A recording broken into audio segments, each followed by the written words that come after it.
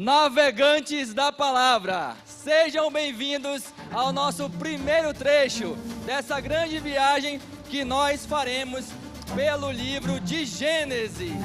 E durante essas 3 semanas, nós iremos explorar águas profundas e vamos aí observar, encontrar mais curiosidades desse livro que está na base de toda a Escritura.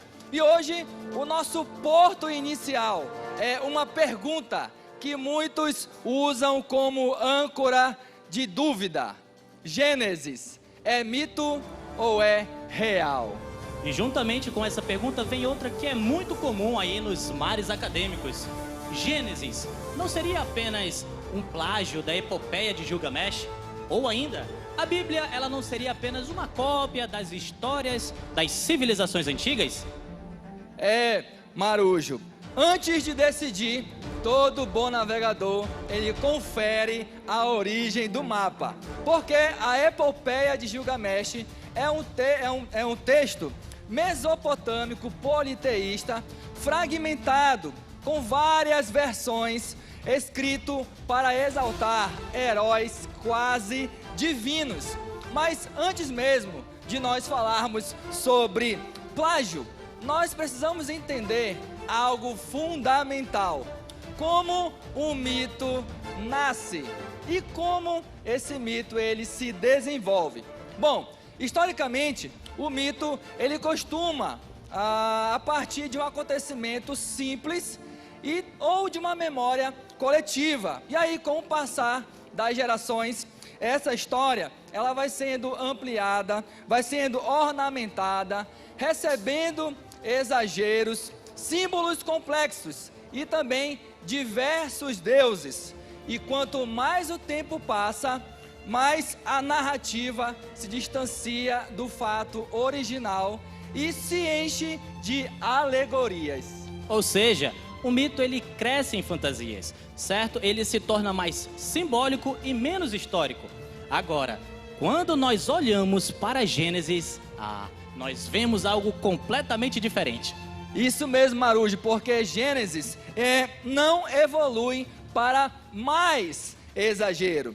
Ele mantém uma narrativa sóbria, estruturada, com genealogias organizadas e também medidas detalhadas, como nós temos, por exemplo, a arca, com as suas medidas perfeitas ali, orientadas pelo nosso Deus. Em Gênesis também não encontramos um panteão de deuses em disputa. O que nós encontramos em Gênesis é um Deus único e soberano, o nosso grande comandante que age com propósito moral. Em outras palavras, Gênesis segue uma outra rota, certo? Ele não está ali para exaltar o homem, mas para revelar um Deus único, soberano, moral e criador de todas as coisas. Isso deixa claro de que nós não estamos falando de uma mesma história contada por ângulos diferentes, mas de textos escritos com propósitos diferentes. Agora vamos ao ponto mais citado, o dilúvio. Porque sim, há um dilúvio em Gilgamesh, mas atenção, navegantes, semelhança não é sinônimo de plágio. Exatamente. Historiadores como Kenneth Kitchen explica que quando algumas diferentes culturas eles preservam a memória de um mesmo acontecimento, um grande acontecimento em comum, isso aponta para um fato histórico compartilhado e não para uma cópia literária. Se fosse plágio, nós esperaríamos que Gênesis repetisse os mesmos elementos mitológicos, como por exemplo, deuses brigando, decisões arbitrárias, heróis imortais.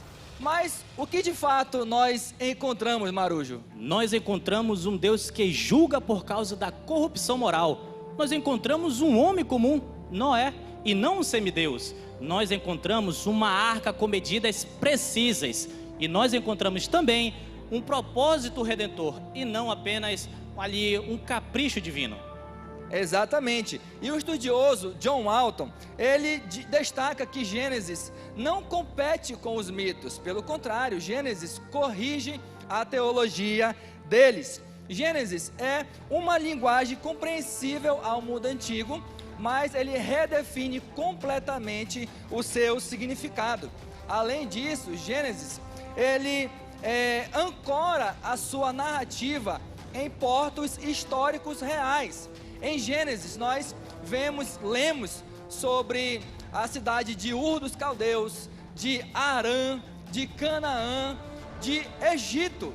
Inclusive, Ur dos Caldeus foi uma cidade que foi escavada por Leonard Woolley, confirmando que Abraão, ele viveu num centro urbano avançado, exatamente como o texto sugere. Ou seja, mitos, eles evitam datas, lugares, costumes que são verificáveis. Agora, Gênesis, não, Gênesis faz o completo oposto. Ele descreve práticas sociais, como por exemplo, contratos firmados ali, selados, juramentos, né? Tudo ali talvez verbalmente. Tudo isso também documentado, como por exemplo nos tabletes de Nuzi, mostrando que o autor de Gênesis conhecia profundamente o seu mundo.